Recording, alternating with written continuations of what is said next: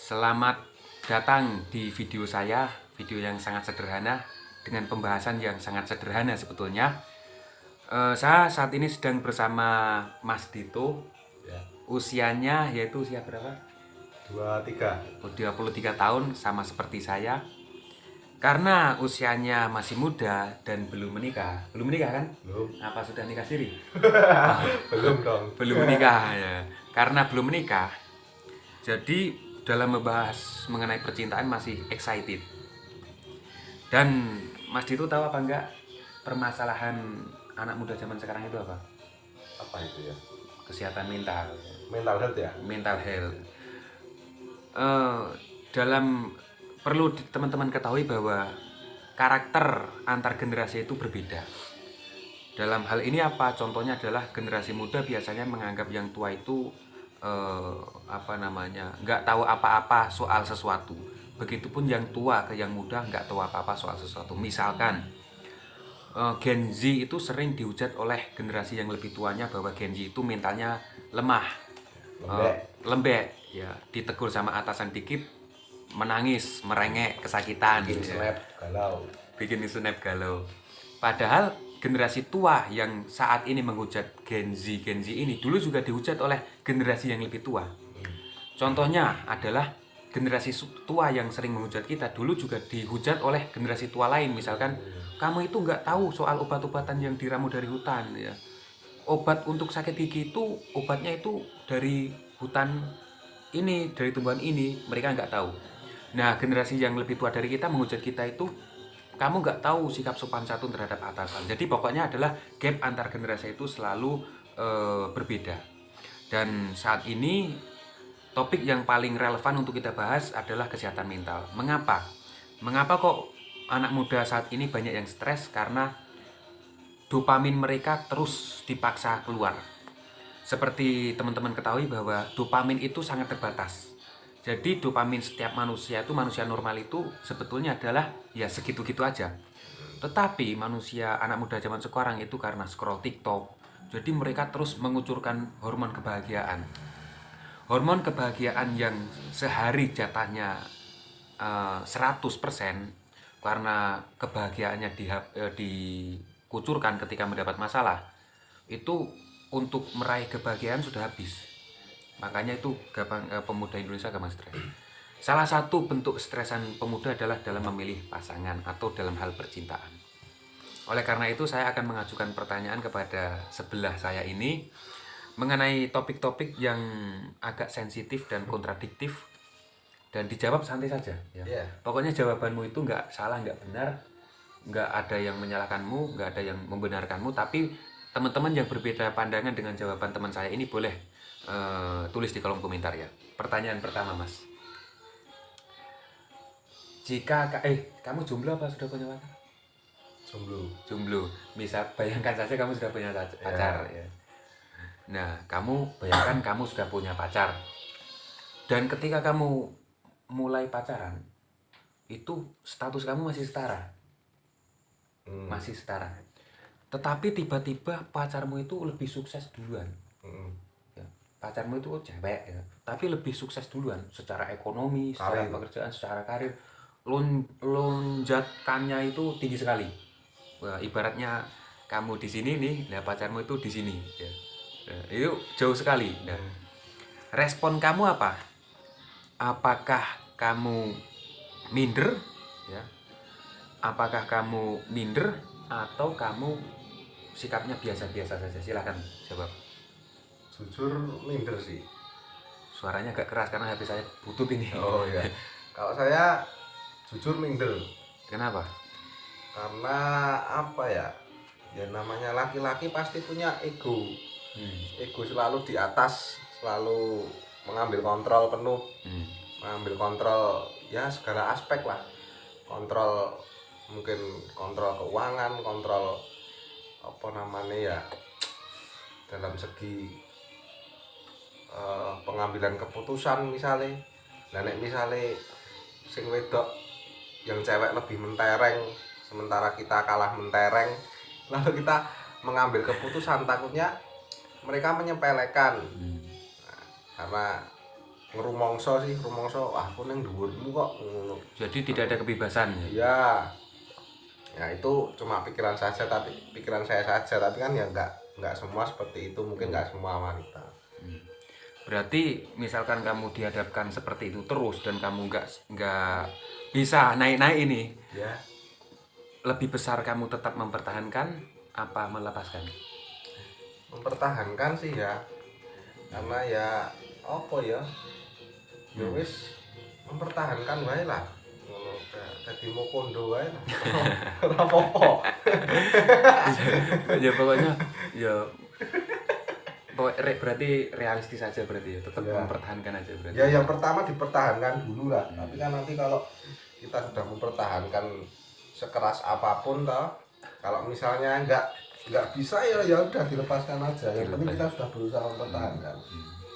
Yang penting tetap mempertahankan, tapi kalau misalnya harga dirimu sudah Nah, tercoba cabi, ya Ya. lepaskan ya. kan pasti kan ada titik di mana ada batas toleransinya. Nah, misalkan itu batas toleransi laki-laki nek wis nyenggol soal prinsip iki misalnya toleransi Prinsip ya wis, dasar ya? prinsip dasar. Wis berani menyenggol itu ya wis nggak bisa dimaafkan ya wis lepaskan. Nah, berarti Mokondo nggak asal Mokondo ya berarti. Ya. Nah, prinsip dasarnya contohnya apa? prinsip dasar setiap manusia, setiap anak muda itu beda-beda. Tapi prinsip dasarmu itu apa? Contohnya apa? Misalkan kalau saya loh, kalau prinsip dasar saya adalah misalkan saya tidak mau istri saya menentang cara saya mendidik anak. Itu prinsip dasar, benar kan? Cara saya mengonsumsi makanan, cara saya menjalani merawat kesehatan saya tidak mau istri saya mengintervensi saya. Mungkin seperti itu. Ya hampir sama sih sebenarnya. Mungkin kalau udah punya anak ya, kalau soal anak itu mungkin itu nggak bisa diintervensi. Cara kita Mendidik anak ya. mendidik anak, terus mungkin kalau kita sebagai laki-laki biasanya punya punya kesenangan lah, hobi. Misalnya aku seneng dolanan kicau, murai, cucak hijau misalnya. Nah, itu kalau udah disenggol misalnya, kita sebagai seorang laki-laki hidupnya wis kesel kerja misalnya. Akhirnya dari kesenangan. Oke. Nah, itu kan cara kita relaksasi. Nah, Melepas. dan kesenangannya juga bukan kesenangan sing nakal misalnya. Karaoke misalkan ya, Nah, mabuk-mabukan, nah, molimo. Nah, itu. kan enggak. Ya harus nek perlu ya syukur-syukur disupport. Nek ora gelem nyupport ya wis rasa dirusoi. Bengi wae. Meringih kesakitan ya masa lalu bukan itu. Itu pertanyaan pertama. Kemudian pertanyaan kedua adalah misalkan ini ya, menurut pendapatmu, misalkan pacarmu itu melarang kamu untuk berteman dengan lawan jenis, ini dalam proses pacaran, pacarmu itu dalam proses dewasa apa masih kekanak-kanakan sebetulnya? Sebenarnya mungkin sifat alami wanita mungkin ya. Kita kabeh wong wedok kaya nek delok pasangannya seorang laki-laki berteman dengan wanita mesti ya ada rasa sensi, curiga, ini sepertinya alamiah. Tapi nek sing terlalu berlebihan menurutku kekanak-kanakan. Contohnya misalnya karo Misalkan seperti ini, saya beri contohnya biar jelas. Contohnya adalah ketika kamu punya teman lawan jenis, bukan pacarmu, punya teman lain, kemudian 2 orang jalan ke Bandung, ya 1 minggu nginep di sana, itu sudah parah itu laki-lakinya. ya.